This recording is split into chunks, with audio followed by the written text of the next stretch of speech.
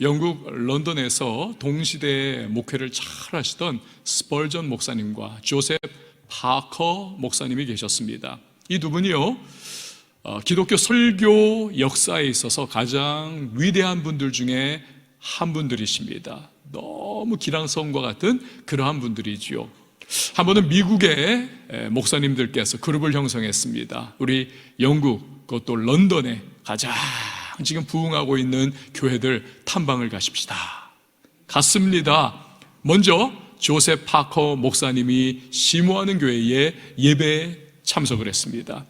듣던 그대로 그 설교가 얼마나 능력 있고 얼마나 강력하고 또 현란하게도 언어의 기교가 또 빛을 발하는지 이 목사님들이 입이 이만큼 벌어졌어요. 그리고 예배가 다 끝나고 나오면서 두런두런 목사님들이 이야기를 합니다. 와, 진짜 저 목사님 위대한 설교자야.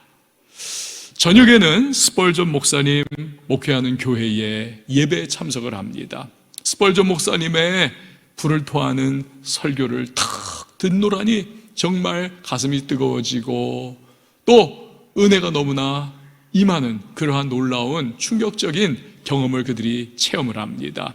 예배 다 마치고 나오면서 이구동성으로 목사님들이 이야기를 합니다. 와, 우리 예수님 정말로 놀라운 구세주이셔. 여러분, 교회의 주인공은 그 누구도 아닌 예수 그리스도이심을 믿으시길 바랍니다. 교회에서 영광 받아야 할 분, 교회에서 가장 초점 맞춰야 할 분, 교회에서 가장 찬양 받으시고 존귀함을 누리셔야 할 분, 그분은 어떤 위대한 목사님도 아니고 어떤 큰 공로를 세운 누구도 아니라 오직 우리의 구세주요 구원자 되시는 예수 그리스도 한 분이신 것입니다. 왜 그렇습니까? 그분만이 우리에게 영원한 구원의 문을 열어주셨기 때문에 그렇습니다. 사도행전 4장 12절 말씀 우리 같이 한번 읽어보죠. 시작. 다른 이로서는 구원을 받을 수 없나니 천하 사람 중에 구원을 받을 만한 다른 이름을 우리에게 주신 일이 없음이라. 아멘. 오직 예수인 것입니다. 오직 예수. 그래서 여러분, 오늘도 우리가 예배할 때에 오직 우리 교회 안에서는 예수만을 높이고 예수만을 찬양하고 예수님만 집중할 수 있는 복된 교회와 성도님들과 예배가 될 수 있기를 바랍니다. 우리 신앙의 초점이 이렇게 예수 그리스도에게 맞춰져 있는 겁니다. 그렇기 때문에 중요한 것이 교회를 어떻게 생각하느냐, 이 부분입니다. 왜냐하면 우리의 유일한 구원자이시고 예배의 대상인 예수님께서 핏값 주고 세우실 만큼 너무나 중요하게 생각하신 것이 교회이기 때문에 그렇습니다. 아담과 하와가 범죄했습니다. 죄와 죽음이 세상에 들어왔습니다. 하나님께서 원시복음, 즉 최초의 복음을 그들에게 말씀해 주셨습니다. 훗날 메시아가 이 땅에 올 것이다. 그가 너희가 범한 죄와 너희를 죄에 빠뜨린 사탄 원수 마귀의 머리를 밟으시고 죄와 사망으로부터 너희를 구원하실 것이다. 메시아가. 이 원시복음의 성취를 위해 선택한 이가 바로 아브라함이죠. 아브라함의 자손인 야곱을 통해 12지파가 생성되고 이스라엘 민족이 세워지는 것입니다. 그 중에 다윗의 지파인 유다 지파를 통해서 예수 그리스도가 메시아로 이 땅에 나셨습니다. 이로써 아브라함과 다윗의 자손 예수 그리스도의 세계가 활짝 시작된 것입니다.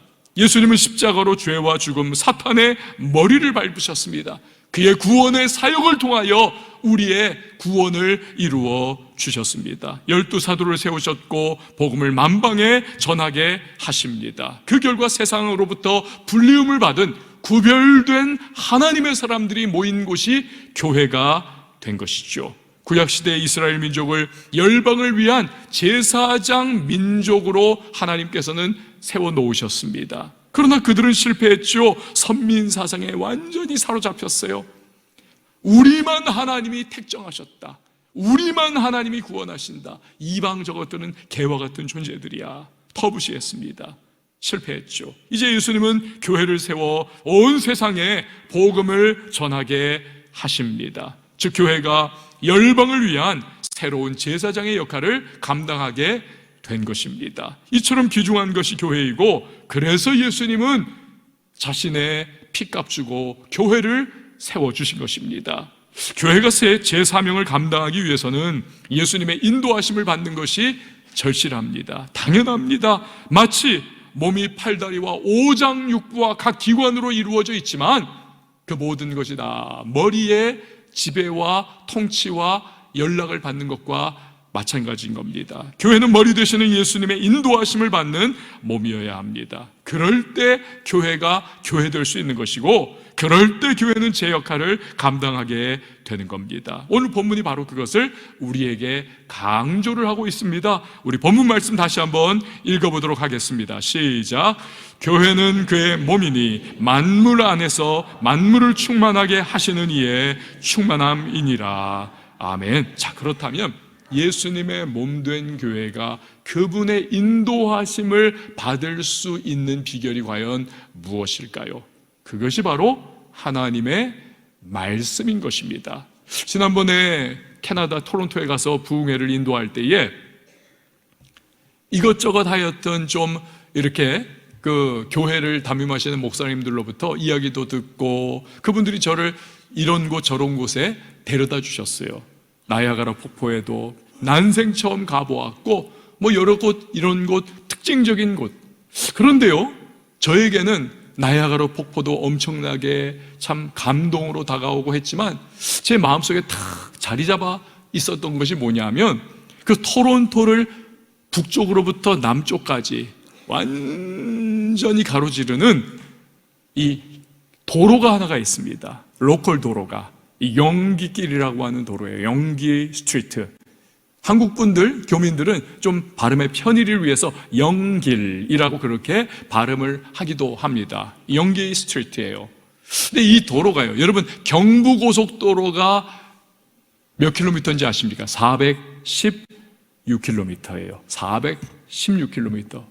근데 이 토론토의 쫙 도심을 가로지르는 이 영기길이, 영기 스트리트가 몇 킬로미터냐? 무려 700킬로미터입니다. 이 로컬 도로예요. 그러니까 이 땅덩이가 크니까, 길이 그렇게 긴 겁니다. 그렇게 길어요. 근데요, 이 도로가 특징이 있는 게 뭐냐면, 북에서부터 남까지를 쫙 토론토를 관통을 하다 보니까 중앙을 딱 구분을 시켜주는 거 아닙니까? 그러니까 이 영기길을 중심으로 해서 동쪽과 서쪽, 이게 완전히 구별이 되는 겁니다. 그래서 토론토에서는 어디에 있든지 간에, 여기 있던 저기 있던 저기 있던 여기 있던 어디 있든지 간에 이 용기 스트리트만 딱 판단만 하면 되는 거예요. 그러면 내가 동쪽에 있구나, 내가 서쪽에 있구나, 이게 분명하게 구분이 되어지는 것입니다. 여러분, 하나님의 말씀이 그와 같아요. 우리 교회가 예수님이 원하시는 길로 지금 잘 가고 있는가, 이걸 확인하는 기준, 그것이 말씀입니다. 제 아무리 부족하고 연약하고 별 볼 일 없어 보이는 교회라 할지라도 말씀으로 인도함을 받는다, 그 교회는 예수님의 몸된 교회입니다. 제 아무리 화려하고 거대한 교회라 할지라도 말씀이 아닌 인간의 제도와 방법에 의하여 늘 이리 갔다 저리 갔다 하고 있습니다. 그 교회는 우리는 교회야 아무리 말을 해도 예수님의 몸된 교회라고 말하기가 어렵습니다. 중세 로마 가톨릭 교회가 대표적인 예가 아닙니까? 얼마나 그 당시에 막강한 권력을 쥐고 있었습니까? 교황 한마디면요, 날아가는 새도 떨어뜨릴 만한. 여러분, 세계사 시간에 카노사의 굴욕이라고 하는 사건을 배운 바 있지 않습니까? 교황이 황제에게, 그 권력을 가지고 있는 황제에게 당신 교회에서 파문이다 한마디 했더니요, 황제가 그냥 너무나 놀라고 두려워가지고는 밤새 그 교황이 있는 카노사에 가가지고 그 눈 내리는 밤에 무릎 꿇고 거기에 오돌오돌 떨면서 나를 다시 받아주세요. 교회로 나를 다시 받아주세요. 나 천국의 문이 닫히는 걸 나는 두렵습니다 하면서 굴욕적으로 그렇게 무릎을 꿇고 있었다. 카노사의 굴욕이 아닙니까? 엄청난 그러한 교황의, 그 당시 로마 카톨릭의 권세요 권위였던 것입니다. 그러나 당시에 진정한 말씀이 있었느냐? 그렇지 않습니다. 자기들의 기득권을 유지하기 위해서 온갖 거짓과 뒤틀린 말씀이 난무했습니다. 그러니까 보다 못한 마틴 루터가 성령에 주시는 그 담대함을 가지고 종교개혁을 시작을 하지 않습니까? 그 종교개혁가들이 내세운 가장 중요한 기치 중에 하나가, 그래서 뭡니까? 솔라 스크립투라, 오직 성경, 오직 말씀. 그러니까 이 부패하고 타락하고 말씀이 왜곡된 그 시대의 로마 카톨릭을 향해서 오직 성경만이 진정한 교회의 길이다, 이것을 그렇게 갈파했던 것입니다. 여러분, 이런 말이 있어요. 개혁된 교회는 항상 개혁되어야 한다. 한번 저를 따라해 주십시오. 개혁된 교회는 항상 개혁되어야 한다. 그렇습니다. 예나 지금이나 교회는 항상 하나님 말씀에 부합한 교회인지를 기준을 삼아야 하는 겁니다. 요즘에 여러분 어떻습니까? 교회들이 표류하고 있어요. 그러니까 미국의 연합감리교회라든지 미국의 장로교라든지 캐나다의 장로교라든지 우리나라에도 어느 일부 교단은 동성애 같은 그러한 성경에 완벽하게 충돌하는 그러한 잘못된 이념과 사상에 대해서 받아들였지 않습니까? 그러니까 교인들이 그냥 다 그 교단을 떠나고, 우리는 저렇게 말씀을 정말 박차고 인본주의에 휩싸인 저러한 교단에 우리는 머물 수 없다, 다 떠나버리지 않습니까, 사람들이? 여러분, 그런 교회들은 아무리 우리는 교회에다 떠들어도요, 더 이상 예수님의 몸된 교회는 결코 아닌 것입니다. 사랑하는 여러분, 예수님의 몸된 교회는 주님의 말씀으로 인도함 받아야 한다는 사실을 믿으시기를 바랍니다. 그렇다면 성도 역시 말씀으로 인도함 받는 것이 가장 중요한 교회 생활의 기준이 될 것입니다. 여기서 질문을 하나 드릴게요. 여러분은 올 한 해 교회로부터 전해지는 주님의 말씀에 대하여 어떠한 반응을 보이셨습니까? 하나님 말씀이 바르게 선포가 됐어요. 바르게 선포된 말씀 내게 들려올 때 그 말씀에 대하여 내가 믿음으로 받아들였고 반응했는가? 아멘 했는가? 그 사람은 진짜 교회의 일원이고 하나님의 사람이에요. 말씀이 바르게 전파됨에도 불구하고 그 말씀을 나의 그냥 인간적인 생각과 유불리를 따라가지고 튕겨내버립니다.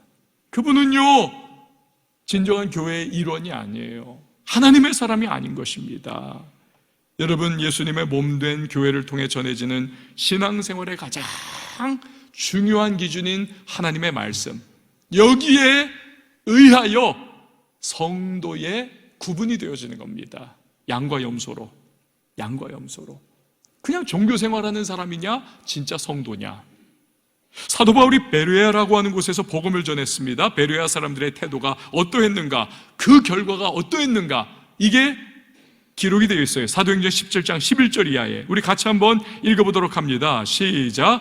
베레아에 있는 사람들은 데살로니가에 있는 사람들보다 더 너그러워서 간절한 마음으로 말씀을 받고, 이것이 그러한가 하여 날마다 성경을 상고함으로 그 중에 믿는 사람이 많고 또 헬라의 귀부인과 남자가 적지 아니하나. 아멘. 베레아 사람들처럼 저와 여러분도 하나님 말씀에 열심히 귀 기름을 통해서 예수님의 인도하심을 차곡차곡 받아갈 수 있는 다가오는 새해가 될 수 있기를 축원을 드립니다. 자, 그러면 어떤 일이 일어날까? 하나님 말씀으로 인도함을 받으면 이런 말이 있어요. 일감이 은혜 받으면 일꾼이 된다. 일꾼이 은혜 놓치면 일감이 된다. 이게 무슨 뜻인가요? 말씀으로 은혜 받고 인도함 받으면 정말 속썩이던 일감이 일꾼이 돼가지고 교회 일꾼이 돼서 지사 충성하고 주님 교회를 세워나가는 일에 멋지게 쓰임받을 수 있다는 거지요. 은혜 받으면 일감이 일꾼이 되는 겁니다. 그러나 반면에 일꾼이요, 그때까지는 열심히 교회를 섬기고 수고하고 헌신했음에도 불구하고 어느 땐가 말씀 놓치고 은혜 다 떨어뜨려 버립니다. 그때부터 그 사람은요, 일꾼이 일감되는 겁니다. 다시 케어해드려야 되고 회복하도록 그냥 애를 써야 되고 정말 땀과 시간과 정성과 정말 눈물을 쏟아 부어야만 다시 일꾼이 될 수가 있는 겁니다. 마리아와 마르다가 그런 일 아닙니까? 마리아는 예수님 발치에서 열심히 말씀을 받았습니다. 반면에 마르다는 물론 그것도 필요하지만 우선순위가 잘못됐어요. 그냥 예수님 밥 한 끼 먹여드리려고 제자들하고 열심히 밥만 준비하고 반찬만 준비하고 있어요. 아니, 예수님께서 오병이어의 기적도 베푸신 분인데 예수님께서 그깟 한 끼 그 해결 못해가지고 마르다가 말씀 듣는 것보다도 밥 준비하는 거에 더 그냥 모든 에너지 쏟는 걸 원하실까요? 근데도 그것도 모르고 마르다는 그냥 부엌에서 일만 하다가 나중에는 부하가 치밀러 올라요. 자기 동생인 마리아가 예수님 발치에 앉아가지고 말씀에 막 흠뻑 빠져들고 있거든요. 은혜를 받고 있거든요. 그 모습이 꼴 보기 싫은 겁니다. 그 예수님한테 항변하잖아요. 주님, 얘 왜 가만 놔둡니까? 좀 저 좀 도와주라고 꾸중 좀 해주세요. 우선순위가 잘못된 거예요. 예수님께서 그러한 마르다를 이제 일꾼이 일감되어 버리니까 계속 아니야 마르다야, 네 동생은 지금 잘하고 있는 거야, 우선순위 제대로 지키는 거야 하면서 막 설득하는 일꾼이 일감된 거예요. 그러나 반면에 말씀에 은혜 받고 말씀에 우선순위 두고 말씀으로 인도함 받던 마리아는 어떻게 됩니까?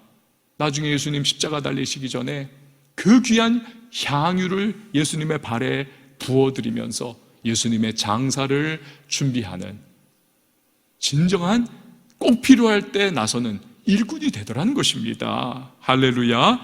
자, 오늘 본문에서 교회는 예수님의 몸이라고 했습니다. 그러니까 예수님이 머리이시고 교회는 몸과 같은 그러한 유기체의 모습을 가지고 있다는 것이죠. 때로 교인 중에서 궁금해하는 분들이 계십니다. 예수님 사랑하라고 하는데 도대체 우리가 예수님을 사랑하는 게 어떻게 해야 되는 겁니까? 해답을 알려드릴게요. 물론 예배를 통해서 우리가 또 기도함을 통해서 우리가 찬양할 때도 그렇고 예수님을 사랑합니다 주님, 감사합니다, 높여드립니다, 찬양합니다, 그럴 수 있죠. 그런데 예수님을 사랑하는 중요한 한 가지가 있어요. 어떻게? 예수님의 몸된 교회를 사랑하는 것이 예수님을 사랑하는 겁니다. 왜? 예수님은 머리이시고 교회는 그의 몸이기 때문에. 여러분 저를 한번 따라해 주세요. 예수님의 몸된 교회를 사랑하는 것이 예수님이 사랑하는 것이다. 사도 바울이 예수 믿고 변화되기 전에 있었던 일 아닙니까? 율법주의에 빠져서 오해를 해가지고 예수 믿는 자들을 핍박하고 교회를 회파하는 일에 완전히 올인을 했잖아요. 그때 예수님이 다메섹 도상에서 이 바울에게 나타나셔서 말씀하시지 않습니까? 그의 옛 이름 사울아, 사울아, 네가 어찌하여 나를 핍박하느냐? 여러분 기절초풍할 일 아닙니까?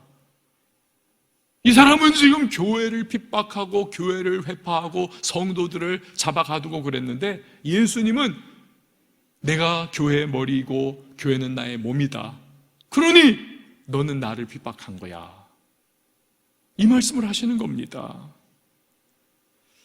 여러분, 그러므로 교회를 위하고 사랑하고 귀하게 여기는 것은 예수님을 위하고 예수님을 사랑하고 예수님을 귀하게 여기는 것입니다. 교회를 우습게 여겨요, 어지럽혀요, 대적합니다.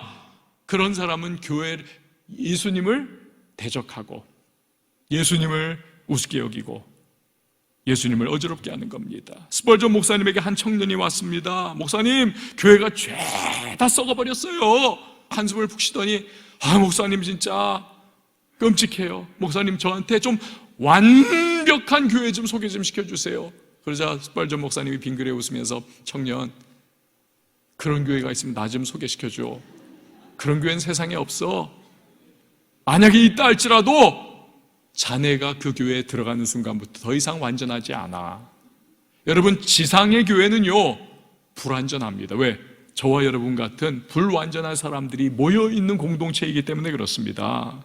그럼에도 불구하고 예수님의 몸된 교회이기 때문에 교회는요 결코 만만히 여길 존재가 아니에요. 우리는 알고 있지 않습니까? 스티븐 호킹 박사, 이분은 온몸이 뒤틀리고 루게릭병에 걸려가지고 장애인으로 평생을 보냈습니다. 뭐 하나 밥도 자기 스스로 떠먹지 못하고 그냥 숨만 쉴 뿐이에요. 그냥 그 평생을 휠체어에 앉아가지고 생활하던 너무나 끔찍한 그러한 형편이었지만, 여러분, 그분이요 무슨 말 한마디 하면 사람들이 전 세계가 귀를 기울입니다. 블랙홀에 대하여 이야기하면 블랙홀에 대하여 전 세계 과학계가 귀를 쫑긋 세우고 듣습니다.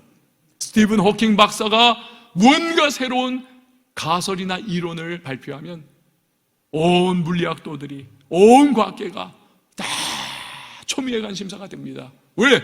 그의 육신은 별 볼 일 없고 뒤틀리고 무너져 있어도 그의 두뇌만큼은, 머리만큼은 세계 최고의 석학이기 때문에 그렇습니다. 여러분, 교회가요 인간의 불완전한 존재들로 모여있는 그러한 공동체이기 때문에 때로는요 우리가 한숨을 팍 쉴 만큼 연약할 때도 있고 못나 보일 때도 있고, 저게 무슨 교회야 저게, 이렇게 우리가 그냥 치부해버릴 그런 모습들도 없지 않아 있지만, 그러나 교회의 머리가 누구십니까? 예수 그리스도이십니다. 그렇기 때문에 교회는요 아무리 못나고 부족하고 연약해도요, 이단만 아니라면 그 교회는요 세상의 그 어떤 조직, 세상의 그 어떤 기관, 심지어는 그 어떤 국가보다도 위대한 것이 교회요, 귀중한 것이 교회임을 여러분 꼭 기억을 하시기를 바랍니다. 그래서 주님은 교회를 사랑하고 헌신하는 이에게 반드시 당대 혹은 후대라도 복을 주시겠다 약속을 하시는 겁니다. 시편 122편 6절 말씀 우리 같이 한번 읽어봅니다. 시작. 예루살렘을 위하여 평안을 구하라. 예루살렘을 사랑하는 자는 형통하리로다. 아멘. 여기서 예루살렘은 하나님의 임재가 가득한 예루살렘 성전을 예루살렘이라고 광의의 해석을 하고 있는 겁니다. 오늘로 치면 교회죠.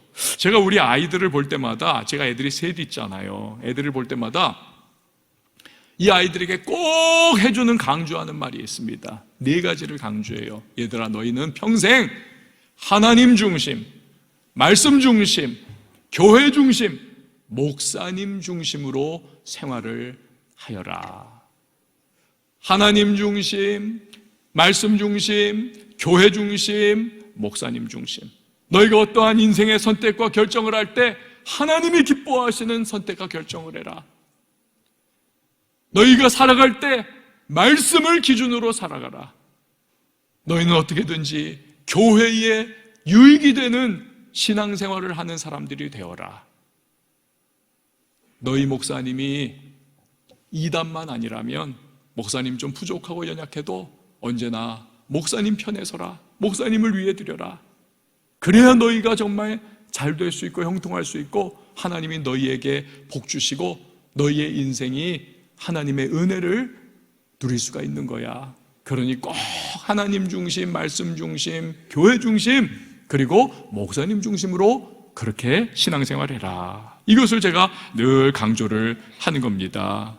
우리가 교회를 쉽게 생각하면 안 돼요. 여러분, 앞에서도 말씀드렸듯이 구약시대에는 이스라엘 민족을 제사장 민족으로 삼아 하나님과 하나님 없는 이방 민족들을 화해시키고 그들을 주님께 돌아오게 하는 역할을 부여해 주셨어요. 그러나 이스라엘 민족이 선민사상에 빠져서 자기들만 잘났다 하고 이방 민족을 터부시해서 그 역할에 실패를 했습니다.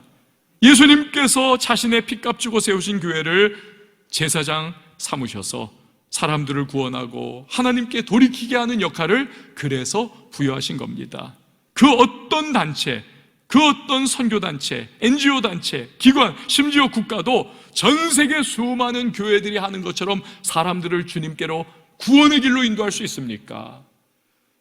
어떤 기관이 전 세계 교회가 하는 것처럼 세상에 정말 도움을 주고 약자들을 위하여, 정말 소외된 자들을 위하여 그렇게 손을 뻗어 그렇게 도움을 줍니까? 우리나라만 해도요, 80% 사회봉사활동의 80%를 기독교 교회가 감당을 하고 있습니다. 그걸 나팔을 안 불어서 모르는 거지, 그게 통계적으로 다 나와 있어요. 보건복지부에 다 돼 있어요. 예수님의 이름으로 선한 사역을 감당하는 곳 교회예요. 부족하고 연약해도 때로는 불완전한 사람이 모였기에 좀 어처구니 없는 일이 생겨도 그래도 예수님의 몸된 교회를 위하고 회복시키기 위해 최선 다하고 섬겨 나가야 하는 겁니다. 지난 비상 계엄 사태 때 제가 그냥 말씀을 순서를 바꿔버려가지고 그 정치적인 상황 속에서 우리 혼란 속에 그리스도인들이 어떻게 대처하고 마음을 가져야 할 것인가에 대해서 말씀을 드린 적이 있습니다. 그때 제가 첫 번째 대지로 드린 말씀이 뭡니까? 많은 말보다 한 번의 기도를, 많은 말보다 한 번의 기도를. 백가쟁명식으로 입 달린 사람들이 다 그냥 사회 현안과 상황에 대해서 이러쿵저러쿵 다 이야기를 해도, 아니 그 무수한 말에 내가 한 말 더 한 숟갈 보탠다고 해서 달라지는 거 없습니다. 그러나 우리가 나라를 위하여 기도하면 전능하신 하나님이 우리 성도들의 기도를 들으시고 이 나라를 붙잡아 평안으로, 회복으로, 치유로 역사해 주시는 것입니다. 교회도 마찬가지입니다. 여러분, 교회가 연약하고 부족하고 문제가 생길 때 있고 어려움이 있을 때 있어도 그때 그냥 막 백가쟁명식으로 다 너나 할 거 없이 그냥 자기 생각 이야기하고 막 이런저런 말하고, 그러면 그거 듣는 초신자들이나 믿음 약한 분들이 시험 맞고 교회에서 떨어지고 심지어는 믿음에서 완전히 떠나가는 경우들도 부지기수로 생길 수가 있는 겁니다. 예수님이 십자가 핏값으로 세우신 교회요, 그렇게 구원하신 귀중한 사람들인데, 물론 거기까지는 생각을 못하고 많은 말을 했겠지만 그 결과가 얼마나 무겁습니까? 게다가 자신이 알지 못하는 배경의 일들, 배후의 이해관계들, 이런 것들이 있다는 것을 생각 못하고 그냥 튀어나온 대로 말하는 경우가 참 많아요. 그렇기 때문에 우리는 교회에 대해서도 많은 말보다 한 번의 기도를 해야 하는 겁니다. 한 번의 기도를. 그럴 때 교회의 머리가 되시는 예수님께서 그분의 때에 그분의 방법으로 교회를 거룩하게 하시고 회복시켜 주시고 치유하시고 주님의 뜻이 아름답게 드러나는, 그래서 사명을 다시 감당하는 교회로 이끌어 주시는 것입니다. 특별히 교회에서는요, 절대로, 이건 제가 철칙으로 지키는 거예요. 절대로 교회에서는 선동하는 자가 되어서는 안 됩니다.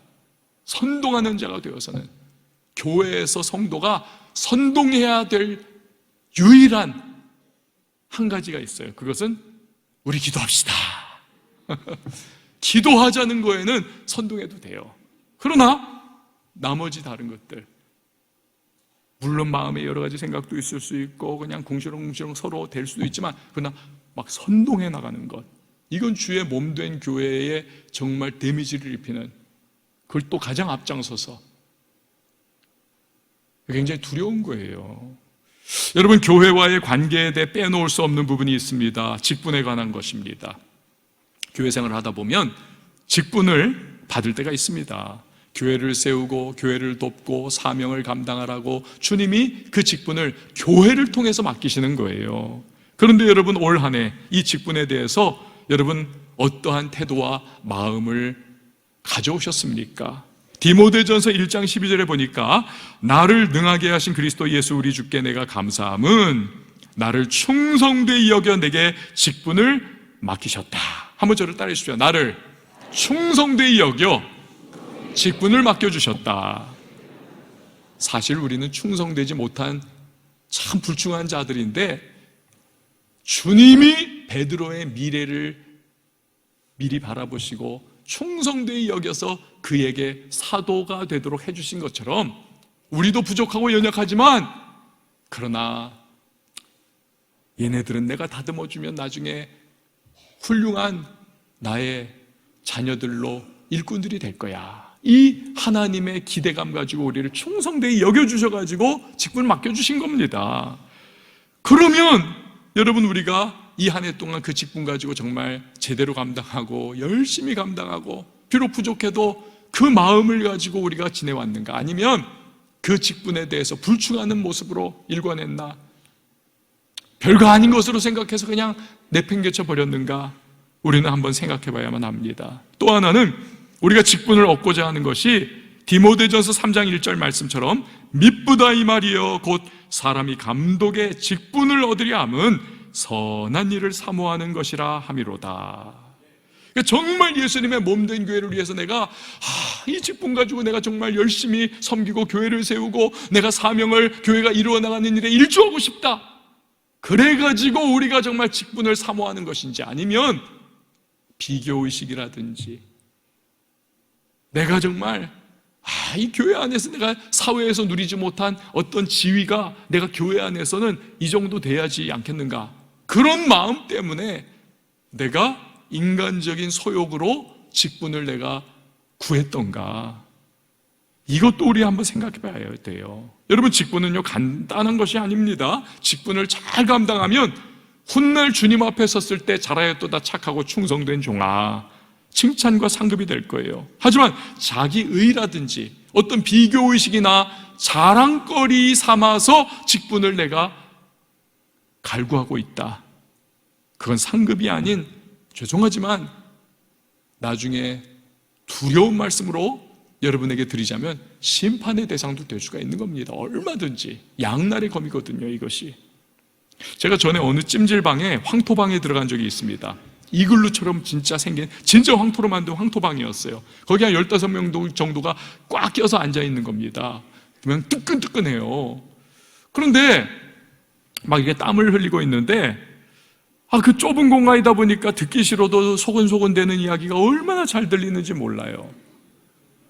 저는 거기서 좀 이렇게 말씀도 묵상을 하고 내년도 어떤 계획을 좀 세울까 막 그러고 있는데, 진짜 그랬다니까요.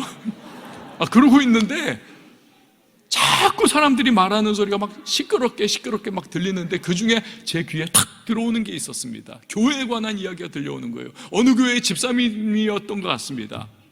이 집사님이 막 부하가 치밀어 올라가 친구한테 이야기하는 소리였어요. 그게 뭐냐 하니까 자기 동료 집사님이 한 사람이 있는데 이 사람이 자꾸 그 교회 목사님한테 함께 뭔가 일을 이루어냈는데 목사님한테 말할 때 자꾸 자기가 그 일 다 한 것처럼 이렇게 이야기를 한다는 거예요. 그래가지고 그게 너무 미워 죽겠다는 겁니다. 제가 그 황토방에서 막 이미 얼굴이 시뻘겋게 달아있는데 진짜 더 화끈화끈하더라고요.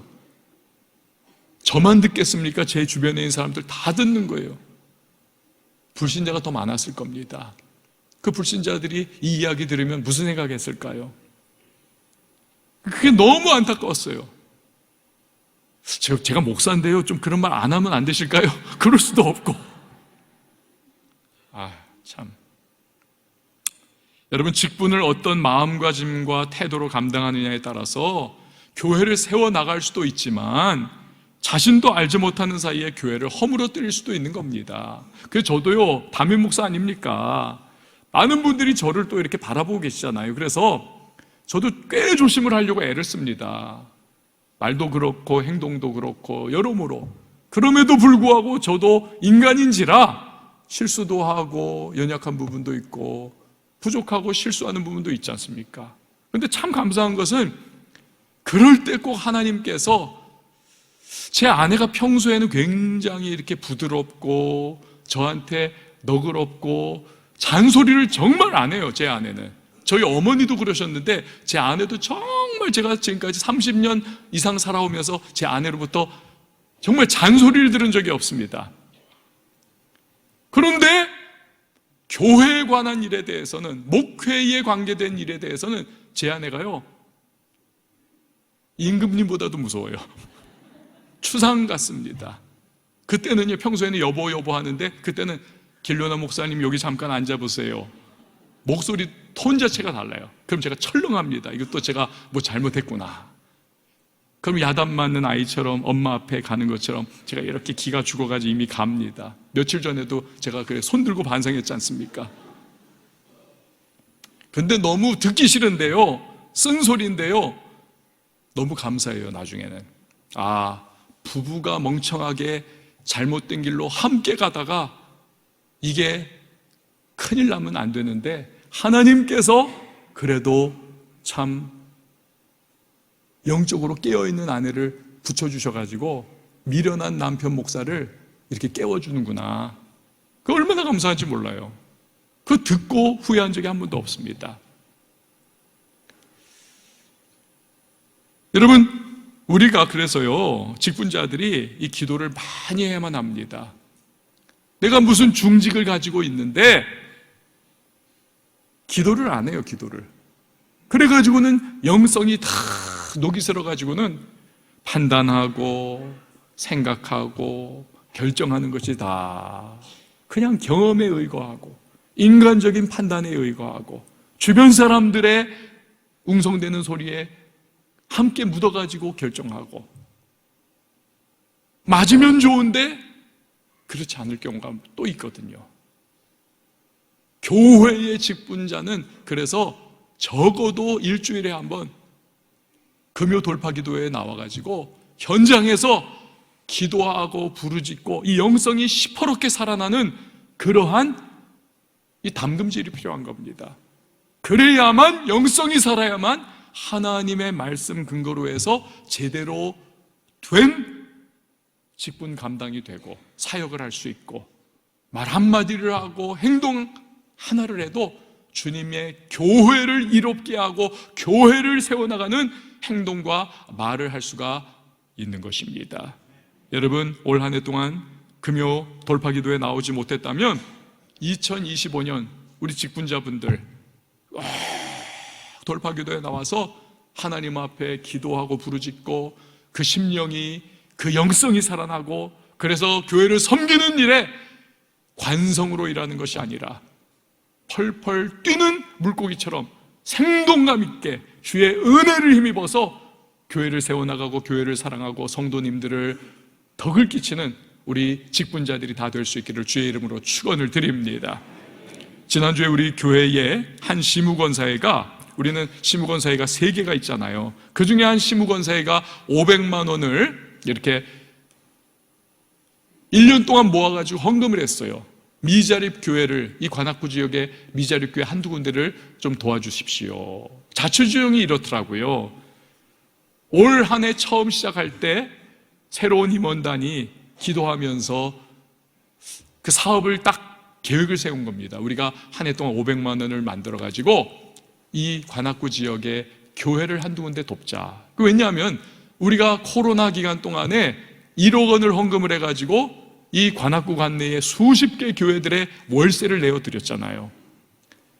그때 제가 또 드린 도전의 말씀이, 여러분들 중에서 개인적으로나 가정적으로나 어떤 공동체에서 정말 미자립 교회들을 주님 안에서 형제자매인데 머리를 주님으로 모시는, 우리는 같은 몸인데 우리 도와주실 분들은 좀 도와주세요. 저에게 연락 주세요. 그래 어느 장로님 네 분이 한 1년 정도를 한 미자립 교회를 계속 헌금을 해가지고 도와주셨습니다.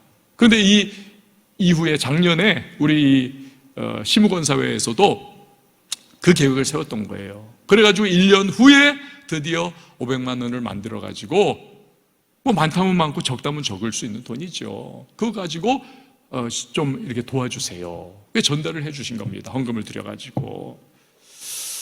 자, 근데 생각해보면 여러분, 연세가 꽤 있으신 분들이지 않습니까? 현역에서는 사실 은퇴하신 분들이 대부분 아닙니까? 그러면 내 용돈 가지고 그거 헌금하는 건데, 아니 나의 피 같은 돈, 그걸로 알지도 못하는 생면부지의 목사님, 그 교회에 내가 도우려고 한다. 이건요 여러분, 정말 주님이 교회의 머리이시고 교회는 주님의 몸이라고 하는 이 공동체 의식이 없으면 불가능한 겁니다. 그거 없으면 1,000원도 못해요. 1,000원도. 근데 500만 원을 이분들이 만들어가지고 헌금을 한 겁니다. 제가 그걸 보면서 참 담임 목사로서 너무나 감격스럽고 고맙고 또 용기가 되는 거예요. 아, 그렇구나. 주님의 몸된 교회는 항상 하나님의 말씀 앞에 순종하며 그 말씀을 따라 행하려고 하는 믿음의 사람들이 언제나 준비되어 있구나. 이걸 생각하게 된 겁니다. 여러분, 주님이 기뻐하시고 영광을 받으시는 줄 믿습니다. 사랑하는 여러분, 올 한 해 교회와의 관계 어떠셨습니까? 교회에서 전해지는 하나님의 말씀이 바른 것이라면 거기에 대하여 여러분 어떠한 반응을 해오셨습니까? 교회를 사랑하셨습니까? 교회를 세워나가는 일에 헌신하셨습니까? 혹 알게 모르게 교회에 어려움을 끼치는 누를 범하지는 않으셨나요? 껍데기가 아니라 정말 기도하면서 영성이 새로워져서 주님을, 그 몸된 교회를 여러분 열심히 섬겨오셨습니까? 혹여나 그렇게 못하셨다면 주님은 새로운 한 해의 시작과 더불어 새로운 기회를 주십니다. 우리 새 마음을 가지고 교회와의 관계를 바르게 설정한 채 우리 다가오는 2025년도 예수님 사랑하는 마음으로 교회를 사랑하고 섬기고 세워나갈 수 있는 우리 왕성의 성도님들이 다 될 수 있기를 주님의 이름으로 축원을 드립니다.